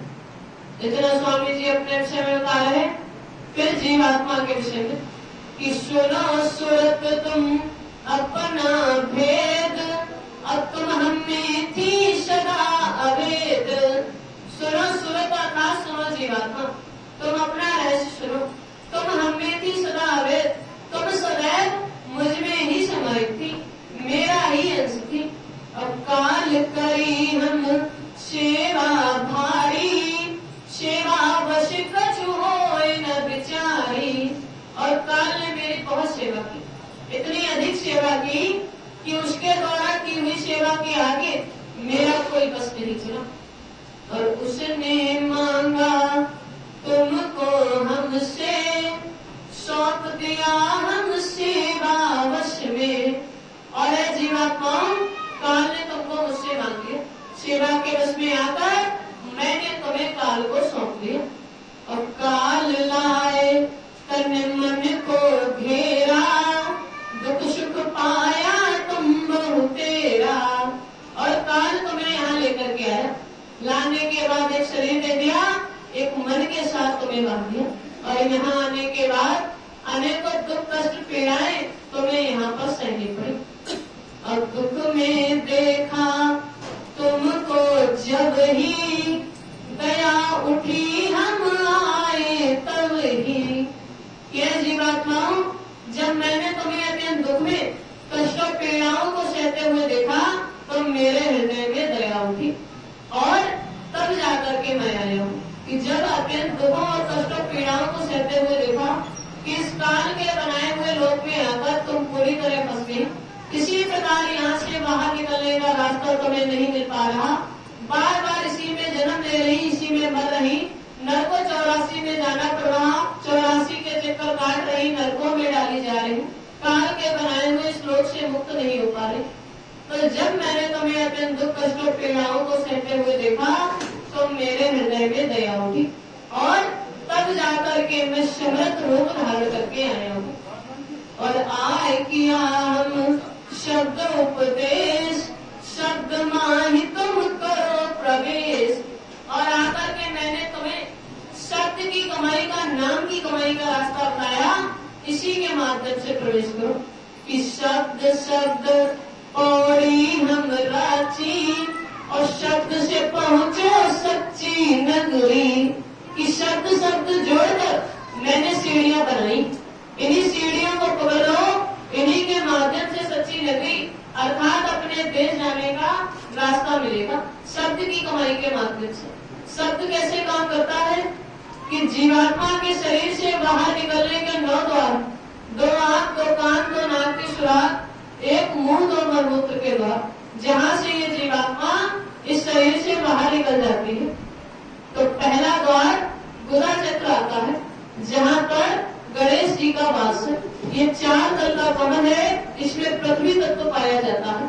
इसके ऊपर इंद्रिय चक्र आता है, जहाँ पर ब्रह्मा जी का वास है। ये 6 दल का कमल है, इसमें जल तत्व पाया जाता है। इसके ऊपर नाभि चक्र आता है, जहाँ पर विष्णु जी का वास है। ये 8 दल का कमल है और इसमें अग्नि तत्व पाया जाता है। वास तो ये सभी देवता ऊपर के लोकों में करते हैं, लेकिन इनका प्रकाश और इनकी किरणें इन स्थानों पर पड़ते हैं। और इसके ऊपर हृदय चक्र आता है, जहाँ पर शिव जी का वास है। ये 12 दल का कमल है और इसमें वायु तत्व पाया जाता है। ये वो तत्व है जो बताया गया कि मानव शरीर 5 तत्वों से मिलकर बना। इसके ऊपर कंठ चक्र आता है, जहाँ पर आज्ञा महाशक्ति का वास है। ये 16 दल का कमल है, इसमें आकाश तत्व पाया जाता है। और आपकी जीवात्मा इन सबसे ऊपर दोनों आंखों के मध्य भाग में बैठकर अपने प्रकाश को इन 9 द्वारों और चक्रों में फैलाती है, जिसके कारण ही आपका शरीर चलता है। तो जब आप भजन करने बैठेंगे, जब आप साधना कर बैठेंगे, तो आपको एक शब्द सुनाई पड़ेगा। उस शब्द में ऐसी कशिश है कि वो शब्द चुंबक है, वो आपको अपनी तरफ खींचेगा। और जब खिंचाव होगा तो जीवात्मा जो दोनों आंखों के मध्य भाग में बैठकर अपने प्रकाश को 9 द्वारों और चक्रों में फैला रही, वह 9 द्वारों और चक्रों से समेट कर यहाँ 10वें द्वार पर एकाग्र कर लेगी। और जब जीवात्मा प्रकाश को 10वें द्वार पर एकाग्र करती है तो ये जीवात्मा इस शरीर से बाहर निकल जाती है। फिर आपका शरीर ये पड़ा जीवात्मा युग। जीवात्मा के शरीर से बाहर निकलने के बाद ये शरीर किसी काम का नहीं, ये मिट्टी का पुतला है, आप इसको जला करके राख कर दोगे। तो जब जीवात्मा शब्द को पकड़कर इस शरीर से बाहर निकलती है तो ये जीवात्मा ऊपर के लोगों की चढ़ाई करती है। तो इसकी रफ्तार इतनी तेज होती है कि पलक झपकते ही खरगोश जोजन ऊपर चली जाती है। और सूरज चांद सितारों को लांघने के बाद जब ये जीवात्मा ऊपर पहुंची तो जो पहला लोक आता है उसे महात्माओं ने शिवलोक कहा। वहां के मालिक शिव जी हैं। शिव जी माता पार्वती के साथ वहां विद्यमान है। वहां अनेकों जीवात्माएं मौजूद हैं, लेकिन सभी जीवात्माएं वहां शिव स्वरूप में मौजूद होती हैं। चैतन्य धार जो ऊपर से आ रही, जिसे महात्माओं ने गंगा कहा, वह शिव लोक को अपना केंद्र बनाती है। इसीलिए शिव की जटाओं में गंगा दर्शाई जाती है। तो जब साधक शब्द को पकड़कर वहां जाता है तो शिव जी का प्रत्यक्ष दर्शन करता है। तो जो शक्तियां शिव जी को प्राप्त होती हैं वही शक्तियां साधक को भी मिल जाती है। तो साधक को बहुत भारी गुमान हो जाता है। यदि उस समय वह एक पहाड़ मार दे तो पूरा ब्रह्मांड कांप देगा। लेकिन गुरु हमेशा साधक के साथ मौजूद रहते हैं, जिससे कि वह अपनी शक्तियों का दुरुपयोग नहीं कर पाता। तो वहां जाकर ये जीवात्मा शिव जी का दर्शन करती है, वह तमोगुणी स्थान है। फिर उसी शब्द को पकड़कर ये जीवात्मा और ऊपर जाएंगे। तो जब और ऊपर गई तो ब्रह्मा का लोक पड़ता है, जहाँ के मालिक ब्रह्मा जी हैं। ब्रह्मा जी गायत्री, सावित्री, सरस्वती के साथ वहाँ मौजूद है। वह रजोगुणी स्थान है। वहां जाकर ये जीवात्मा उनका दर्शन करती है। फिर उसी शब्द को पकड़कर ये जीवात्मा और ऊपर जाएगी तो विष्णु का लोक पड़ता है, जहाँ के मालिक विष्णु भगवान है। विष्णु भगवान माता लक्ष्मी के साथ क्षीर सागर में मौजूद है। उनका बहुत ही मनमोहक स्वरूप है। उनकी 4 भुजाएं हैं, गदा, शंख, पद्म और चक्र सुशोभित है। वह सतोगुणी स्थान है। वहां जाकर ये जीवात्मा उनका प्रत्यक्ष दर्शन करती है। और फिर उसी शब्द को पकड़कर रखना है, शब्द को नहीं छोड़ना। यदि आपने शब्द को छोड़ दिया तो पल भर का समय नहीं लगेगा, आप धड़ाम से नीचे आ जाओगे। फिर उतनी ही मेहनत करनी पड़ेगी।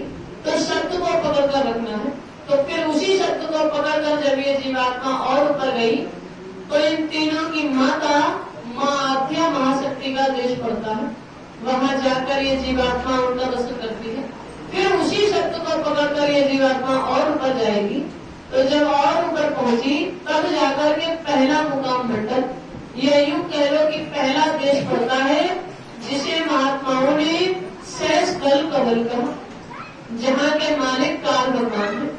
ब्रह्मा, विष्णु, महादेव ये तीनों इन्हीं के पुत्र हैं और आद्या महाशक्ति इनकी अर्धांगिनी है। हिंदू इन्हें ही राम कहते हैं, मुसलमान इन्हें ही खुदा कहते हैं। इनका जो स्वरूप है वह ज्योतिष स्वरूप है। हजारों वाक्यों की अनंत ज्योत वहाँ पर प्रकाशमान है। यदि हम और आप दीपक जलाएं तो तेल की आवश्यकता पड़ती है और बाती, लेकिन वहाँ ऐसी अखंड ज्योत जल रही जिसमें न तेल की जरूरत है न बाती की। पलटू साहब ने कहा कि उल्टा कुआं गगन में, जिसमें जले चिराग, बिन रोदन बिन बाती, छेर तुम्हारा मास जलत रहे दिन राती। और सतगुरु मेरे जो होए ताही की नजर में आवे, फिर सतगुरु नहीं कोई भाव को दर्शावे। हजारों बातियों की अखंड ज्योति वहां पर प्रकाशमान है, जिससे संपूर्ण ब्रह्मांड प्रकाशित है।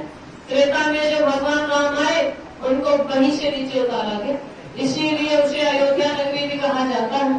तो एक बार जब गोस्वामी जी ने अपनी बाहर की आंखों को बंद किया तो उन्होंने जो देखा तो श्री रामचरितमानस में वर्णित कर दिया कि मुदे नयन त्रसित जब भयाऊ, अपने चितवत कौशलपुर गयाऊ। कि जब मैंने अपनी बाहर की आंखों को बंद किया तो मैं ऊपर राम के देश में पहुंच गया। मैंने वहां क्या देखा कि मोहि वियोगी राम मुस्काही, अब विहसत तुरत गयो मुख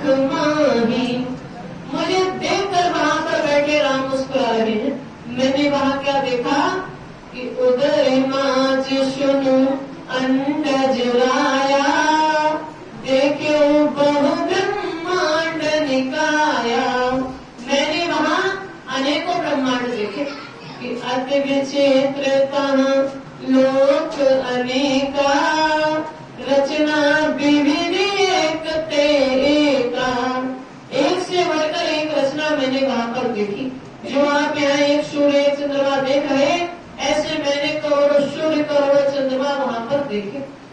तो ये सब गोस्वामी जी ने श्री रामचरितमानस में लिख दिया। तो वहां जाकर ये जीवात्मा काल भगवान का प्रत्यक्ष दर्शन करती है। वहीं पर फिर इसे दूसरे मंडल का शब्द सुनाई पड़ेगा और दूसरे मंडल के शब्द को पकड़कर फिर ये जीवात्मा और ऊपर जाएगी कि श्याम तज श्वेत को कहना, सुरत को तान गुण सुनना, वक्त के द्वार बस बैठो, त्रिकुटी जाय कर लेना। जब दूसरे मंडल में जीवात्मा पहुंची तो महात्माओं ने उसे त्रिकुटी कहा। वहीं से तीनों गुणों की उत्पत्ति हुई, सतोगुण रजोगुण तमोगुण। वहीं से चारों वेदों की उत्पत्ति हुई, वहीं से मन और माया की उत्पत्ति हुई। तभी महात्माओं ने कहा कि त्रिकुटी महल में विद्या सारा, हनहन वर्जे बजे नगारा, लाल वर्ण सूरज जियारा। जब मीराबाई साधना करके वहां पर पहुंची तो उन्होंने जब देखा तो लिख दिया कि लाली मेरे लाल की, जित देखो तो लाल, लाली देखकर मैं गई, मैं भी हो गई लाल। मीराबाई को वहां सब लाल ही लाल नजर आया। वहां जितने भी साधक पहुंचे उनको योगेश्वर कहा गया। योगेश्वर भगवान श्री कृष्ण को वहीं से नीचे उतारा गया। वह भगवान श्री कृष्ण का ही देश है। वहां जितने भी साधक पहुंचे, व्यास जी हुए, वशिष्ठ जी हुए, वाल्मीकि जी हुए, इन सबकी पहुंच वहीं तक थी। तभी कहा गया कि वाल्मीकि वह ब्रह्म समाना, उल्टा नाम जपत जग जाना। इनकी पहुंच वहीं तक थी। तो वहां जाकर ये जीवात्मा वहां के मालिक का दर्शन करती है। फिर वहीं पर इसे तीसरे मंडल का शब्द सुनाई पड़ेगा और तीसरे मंडल के शब्द को पकड़कर फिर ये जीवात्मा और ऊपर जाएगी कि आगे पहुंची सुनी झंकार, रंकार धुन सुनी पुकार, आगे शेत शून्य है भाई, मान सरोवर बैठना है। जब ये जीवात्मा तीसरे मंडल में पहुंची तो महात्माओं ने उसे शून्य देश कहा। वहां पर महात्माओं ने बताया कि एक बहुत बड़ा अमृत का सरोवर मौजूद है जिसे मान सरोवर कहा गया। वह मान सरोवर कितना लंबा है, कितना गहरा है, कितना चौड़ा है, आज तक उसकी कोई था नहीं लगा पाया। महात्माओं ने इशारों में कह दिया कि जो एक समुद्र आप इस संसार में देख रहे, यदि ऐसे अरबों खरबों समुद्र उसमें मिलाए जाएं तो उसकी एक बूंद के बराबर भी नहीं होंगे। तो आप अंदाजा लगा सकते हैं कि कितना विशाल अमृत का सरोवर वहां मौजूद है। जब ये जीवात्मा उस मान सरोवर में स्नान करती है तब जाकर के इसके जन्म जन्मांतरों के पाप वहां पर भूल जाते हैं। फिर ना तो ये स्त्री रह जाती है, ना ही पुरुष। हंसन मिल हंसा हो जाए, ये जीवात्मा हंस स्वरूप हो जाती है। फिर उस मान सरोवर में स्नान करने के बाद ही ये जीवात्मा वहां के मालिक का दर्शन करती है। फिर इसे वहीं पर चौथे मंडल का शब्द सुनाई पड़ेगा और चौथे मंडल के शब्द को पकड़कर फिर ये जीवात्मा और ऊपर जाएगी कि दो पर्वत के संग निहारो, भवन गुफा के संत पुकारो। दो पर्वतों को पार करने के बाद वह बड़ा ही सुंदर देश आता है जिसे महात्माओं ने भवन गुफा कहा। वहां जाकर ये जीवात्मा वहां के मालिक का दर्शन करती है। फिर वहीं पर इसे पांचवें मंडल का शब्द सुनाई पड़ेगा और पांचवें मंडल के शब्द को पकड़कर फिर ये जीवात्मा पांचवें मंडल तक पहुंचेगी जिसे महात्माओं ने सत्यलोक कहा कि ताकि परे धाम प्रभु नामा और बीन बजे सत्यलोक ठिकाना। जब ये जीवात्मा पांचवें मंडल में पहुंची तो महात्माओं ने उसे सत्यलोक कहा जहां से जीवात्माओं को नीचे उतारा गया। जो जीवात्माओं का अपना घर है, अपना देश है और वहीं से बाबा जी आए इन जीवात्माओं को इनके घर ले जाने के लिए। राम कृष्ण से 4 गुनी ज्यादा पावर के साथ राम को पहले मंडल से उतारा गया, कृष्ण को दूसरे, और बाबा जी सीधे 5वें मंडल से आए जहां से जीवात्माओं को नीचे उतारा गया इन जीवात्माओं को इनके घर ले जाने के लिए। तो इसी प्रकार शब्द शब्द को पकड़कर शब्द शब्द की सीढ़ियों पर चलकर ही ये जीवात्मा अपने देश तत्व लोक तक वापस जाएगी। तभी बाबा जी ने हम जीवात्माओं को नाम की कमाई का, शब्द की कमाई का मार्ग दिया, क्योंकि कहा गया गुरु सोई जो शब्द स्नेही, शब्द बिना दूसर नहीं हुई। तो वर्तमान में हमें ऐसे सच्चे सदगुरु मिल गए जिन्होंने हमें शब्द की कमाई का, नाम की कमाई का रास्ता बताया। गुरु का स्थान इस संसार में सबसे बढ़कर बताया गया कि यह तन विस्की मेल गई गुरु अमृत की खान, और शीश दिए जो गुरु मिले तो भी सस्ता जान। यदि अपना सिर देकर भी गुरु की शरण मिलती है तो ये सौदा भी आपके लिए सस्ता है। इतना ऊंचा स्थान गुरु का बताया गया कि गुरु कोई लाल पीला कपड़ा नहीं, जटा झूठ नहीं, पढ़ाई लिखाई नहीं, ढोल मजीरा नहीं। गुरु तो वे शक्ति है जो आपकी जीवात्मा को परमात्मा से मिला सकते हैं। बिना गुरु के इस भव सागर से कोई भी पार नहीं हो सकता। गोस्वामी जी ने श्री रामचरितमानस में कहा कि गुरु बिन भव निधि करे न कोई, और जो विरंच शंकर सम होई। कि बिना गुरु के इस भव सागर से कोई भी पार नहीं हो सकता। चाहे कोई ब्रह्मा विष्णु महेश के समान सामर्थ्यवान क्यों ना हो जाए, लेकिन फिर भी बिना गुरु के इस भव सागर से पार नहीं हो सकता। तो वर्तमान में हमें ऐसे सच्चे सदगुरु मिल गए जिन्होंने हमें शब्द की कमाई का, नाम की कमाई का रास्ता बताया। बाबा जी ने कहा कि बच्चा, मैं समस्त भारतवर्ष में जय गुरुदेव नाम का प्रचार करता हूँ। यह दौलत आत्म ज्ञान की है जो महात्माओं की दया कृपा हो जाए तभी मिला करती है।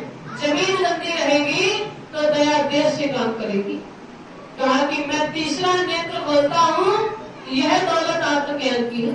ये वो दौलत है जो मैं बांट रहा, ना तो कोई आपसे छीन सकता है, न ही चोर चुरा सकता है। इस दौलत को ले पाओ तो ले लो, कि लूट सके तो लूट ले बंदे, शोर मचाऊं गली गली, अब जय गुरुदेव नाम के हीरे मोती, मैं बिखराऊं गली गली। कि मैं समस्त भारतवर्ष में जय गुरुदेव नाम का प्रचार करता हूँ।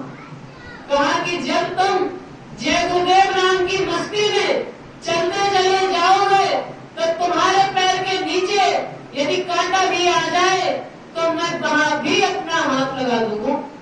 कहा कि जब तुम किसी मुसीबत में हो, जिस देवी देवता को मानते हो उसका नाम ले लेना, और मदद ना मिले तो एक बार ये जय गुरुदेव नाम लेना, तो मैं मिलूंगा और तुम्हारी मदद करूंगा। कि जब तुम अंत समय में हो तो इस जय गुरुदेव नाम को लेना, तुम्हारी समाध हो जाएगी। कहा कि यदि तुम पूरी तरह मुझ पर विश्वास कर लो कि भव सागर भर में नहीं, यह प्रताप हमार, और निश्चय करके मान ले तो तुरंत उतारू पार। यदि पूरी तरह मुझ पर विश्वास कर लो तो मैं इस भव सागर में भटकने नहीं दूंगा, तुरंत ही इस भव सागर से पार लगा दूंगा। कि मुझे तुमसे कुछ भी नहीं चाहिए, मुझे तुमसे कुछ भी नहीं चाहिए। कि भाव का भूखा हूं मैं, भाव ही सार है, भाव से मुझको मुझे तो भविष्य मेरा पार है। कि मैं केवल भाव का भूखा हूं।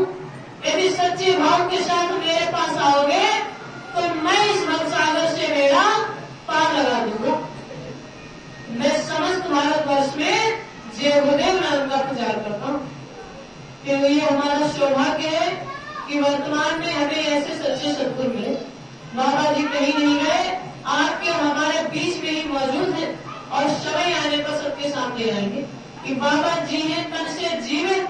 ये सौभाग्य हमारा है, और तुम समझे तन छोड़ दिए, ये दुर्भाग्य तुम्हारा है। समय आने पर बाबा जी आएंगे और जैसा उन्होंने कहा चौथा यज्ञ करेंगे। उनके द्वारा कहीं हुई एक भी बात इधर से उधर होने वाली नहीं है। वर्तमान में जो लीला खेल है, उनके द्वारा खेली हुई इस लीला का अनुमान आप और हम नहीं लगा सकते। जिस प्रकार जब त्रेता में रामलीला हुई कि जब रावण सीता को हरने आया तो उस समय भगवान श्री राम ने माता सीता को पहले ही अग्नि में समाहित करा दिया। उन्होंने कहा कि सुनहु प्रिया व्रत रुचिर सुशीला, मैं अब कछु करी हूँ नर लीला। अब तुम्हें अग्नि में करहु निवासा, जऊ लगी करहु निशाचर नासा। हे प्रिय, तुम अग्नि में वास करो, मैं राक्षसों का नाश करूंगा। तो उस समय माता सीता को पहले ही अग्नि में समाहित करा दिया। जिस सीता को रावण उठाकर ले गया वह नकली सीता, सीता की छाया थी जिसको रावण उठाकर ले गया। तो जब रावण सीता को हर के चला गया, उसके बाद भी श्री राम लीला खेल रहे। वे पशु पक्षियों से पूछ रहे, वे पशु पक्षी जो बोल भी नहीं सकते, उनसे श्री राम कहते हैं कि वे खगलग मधुकर श्रेणी, तुम देखी सीता मृग नयनी। खरगोश धर्मा से पूछ रहे कि मेरी सीता को कहीं किसी ने देखा, जबकि उन्होंने खुद सीता को अग्नि में समाहित किया। दिखावे के लिए पशु पक्षियों से पूछ रहे। इस प्रकार की लीला त्रेता में श्री राम खेल रहे और उनके द्वारा खेली हुई इस लीला को उस समय कोई नहीं जान पाया। उनके साथ रहने वाले उनके भाई लक्ष्मण, जिन्हें शेष नाग का अवतार कहा जाता है, गोस्वामी जी ने श्री रामचरितमानस में कहा कि लक्ष्मण हूँ यह मरम नहीं जाना, और जो कछु चरित रचा भगवाना। लक्ष्मण भी उस रचना को नहीं जान पाए जो उस समय भगवान राम ने की। अवतारी शक्ति होने के बावजूद और हर समय भगवान राम के साथ रहते थे, तब भी नहीं जान पाए। तो आप और हम तो तुच्छ प्राणी हैं, कोई अवतारी शक्ति तो नहीं है और न ही हमेशा बाबा जी के साथ में रहे। तो उनके द्वारा खेली हुई इस लीला का अनुमान किस प्रकार लगा सकते हैं? कुछ नहीं कर सकते, केवल समय का इंतजार कर सकते हैं। इसी प्रकार द्वापर में कृष्ण लीला हुई कि जब श्री कृष्ण का जन्म हुआ तो उनके माता पिता जेल की काल कोठरी में बंद थे। उनके हाथों पैरों में बेड़ियां पड़ी हुई थी, द्वार पर ताला लगा था, पहरेदार खड़े थे। लेकिन जब श्री कृष्ण का जन्म हुआ मानो समय गिर गया। उनके हाथों पैरों में पड़ी हुई बेड़ियां अपने आप खुल गई, द्वार पर लगा हुआ ताला अपने आप खुल गया, पहरेदार सो गए। और श्री कृष्ण के पिता उन्हें टोकरी में रखकर नंद बाबा के यहाँ छोड़ाए, यमुना नदी को पार करते थे। इतने समय में किसी को कुछ पता नहीं चला और उनके घर में जन्मी बच्ची को उठाकर ले आए। जब वापस आए तो जेल के द्वार अपने आप बंद हो गए, हाथों पैरों में बेड़ियां सोटा पड़ गई, ताला लग गया और पहरेदार उठ खड़े थे। किसी को कुछ पता नहीं चला। इस प्रकार की लीला द्वापर में श्री कृष्ण ने की थी। उनके द्वारा खेली हुई इस लीला को उस समय कोई नहीं जान पाया। तो वर्तमान में जो लीला बाबा जी खेल रहे उसका अनुमान आप और आप किस प्रकार लगा सकते हैं? कुछ नहीं कर सकते, केवल समय का इंतजार कर सकते हैं। और पहले ही महात्माओं ने कह दिया कि कलयुग केवल नाम धारा, सुबह सुबह नर कोई पारा। और नाम है संतन याद ना कि कलयुग में संत महात्माओं के माध्यम से ही जीवात्माओं का कल्याण होगा। तो बाबा जी एकमात्र ऐसे परम संत हुए जो शब्द रूप धारण करके आए और हम जीवात्माओं को नाम की कमाई का, शब्द की कमाई का रास्ता बताया। वर्तमान में जो लीला खेल रहे उनके द्वारा खेली हुई इस लीला का अनुमान आप और हम नहीं लगा सकते, केवल समय का इंतजार कर सकते हैं कि समय पर बाबा जी आएंगे अपने उसी रूप में। वर्तमान में भी आपके और हमारे बीच में ही मौजूद है, लेकिन हम और आप उन्हें नहीं पहचान सकते। समय आने पर उसी रूप में वापस आएंगे और जैसा कहा चौथा लेते जाएंगे कि सत्संग कर बहुत दिन बीते, अब तो छोड़ पुरानी बात, सत्संग करते हुए बहुत दिन व्यतीत हो गए। कि कबलन करो पुण्यता गुरु से, अब तो लोग गुरु को पहचान। कब तक अपने गुरु से पीठ पीछे सरकपट करते रहोगे? अब तो अपने गुरु को पहचान लो कि गुरु को तुम मानुष मत मान, वे है सत्य पुरुष की जान। इस भ्रम में मत रहो कि वे साधारण से मनुष्य है, वे स्वयं सत्य पुरुष के समान है। कि दया मेहर से वचन सुनाने, वे है पूर्ण पुरुष नाम। उनकी बहुत दया मेहर है जो उनके वचन आपको सुनने को मिले। वे पूर्ण पुरुष है कि धरी देह मानुष की गुरु ने, ज्यों त्यों तेरा करे कल्याण। मनुष्य नहीं है लेकिन मनुष्य की देह धारण की है आपके और हमारे कल्याण के लिए। कि पूजा कर सेवा कर इनकी, इन्हीं को गुरु नानक जान। इनकी पूजा करो सेवा करो जितनी कर सको, इन्हीं को गुरु नानक अर्थात जितने भी संत हुए सभी में इनका अंश था। कि वही कबीर वही सत सतनामा सब संतन की वह पहचान। कबीर दास से लेकर जितने भी संत आए सभी में बाबा जी का अंश था। कहा कि कितना समय व्यतीत हो गया समझाते समझाते, कभी कबीर बन के समझाया, कभी नानक बन के समझाया, कभी गोस्वामी बन के समझाया, कभी पलटू बन के समझाया और आज भी समझा रहे। सभी संतों में इन्हीं का अंश था कि वही कबीर वही सतनामा सब संतन की वही पहचान। अब तेरा काज इन्हीं से होगा, मत भटके तू तज अभिमान। और आपका काम इन्हीं से होगा, इधर उधर भटकने की आवश्यकता नहीं। जो तू चूका अब की दूर से तो फिर भटकेगा चारों खान। यदि इस बार भी चूक गए, वर्तमान में जो सुनहरा अवसर मिल रहा, यदि इसका लाभ नहीं उठा पाए तो चारों खानों में भटकते रह जाओगे, बचाने वाला नहीं मिलेगा। कि भला चाहो तो चेतो, आए लगा दी नाव, बहुरी बहुरी पछताओगे फिर ना इसको गाओ। यदि अपना भला चाहते हो तो चेत जाओ। ऐसा अवसर दोबारा नहीं मिलेगा जो वर्तमान में मिला। कि जब हम जीवात्माओं को अत्यंत दुख कष्टों पीड़ाओं को सहते हुए देखा, जब हृदय में दया उठी, तब जाकर के शब्द रूप धार करके आए।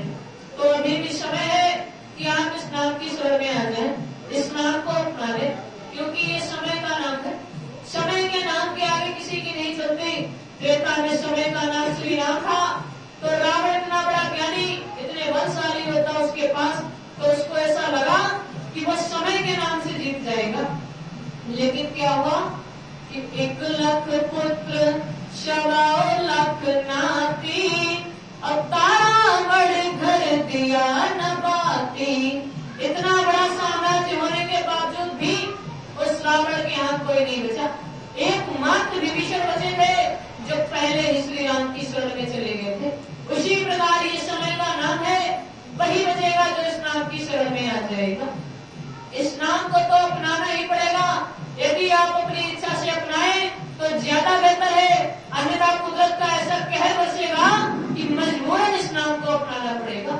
जब बचाने वाला कोई नहीं मिलेगा तो मजबूरन इस नाम की शरण में आना पड़ेगा, क्योंकि ये समय का नाम है। आगे वो समय आ रहा कि जब हर घर में जय गुरुदेव का झंडा होगा। आगे ऐसा समय आ रहा। अब समय बहुत ही नजदीक है, लीला होने वाली है, ज्यादा समय नहीं बचा। कुदरत बौखला उठी है, समय तैयार है एकदम। तो अभी भी समय है कि आप इस नाम की शरण में आ जाएं, तो आगे आने वाले कठिन समय से बच सकते हैं, क्योंकि ये समय का नाम है। अब वक्त है ऐसी सच्ची प्रार्थना करने का कि धर्म और मजहब के नाम पर लड़ने झगड़ने का नहीं, जाति पाति के नाम पर लड़ने झगड़ने का नहीं, क्योंकि लड़ाई झगड़े में कुछ नहीं रखा, इससे केवल नफरत मिलती है। नफरत की ऐसी ज्वाला जलती है जिससे तमाम घर बिगड़ जाते हैं, परिवार बिगड़ जाता है, समाज बिगड़ जाता है, जातियां बिगड़ जाती हैं। हर कोई व्यक्ति इस प्रकार की चाह चाहता है जहाँ उसे शांति मिले, सुकून मिले, और ये सब आपको वही मिलेगा जहाँ शांति के संदेश होते हैं, मालिक के संदेश होते हैं। तो आप बस यही प्रार्थना करें कि इस संसार से वो माया त्याग कर आपका मन उस प्रभु के सिमरन ध्यान भजन में एकाग्र हो सके। कि अब प्रभु कृपा करहु यही भांति, और शब्द जी भजन करहि दिन राति। जय गुरुदेव ज्ञान देव मोहि, शब्द जी भजन करूं हम तोहि। जय विधिनाथ होई हित मोरा, करहु शुभेगी दास मैं तोरा। कि हे प्रभु, जिस प्रकार मेरा कल्याण हो सके उसी प्रकार का उपाय मुझे बताइए, मैं आपका दास हूँ। इसी के साथ हम अपने वचनों पर विराम देते हैं। यदि कहने सुनने में किसी प्रकार की कोई भूल हुई हो तो क्षमा कर दें। जय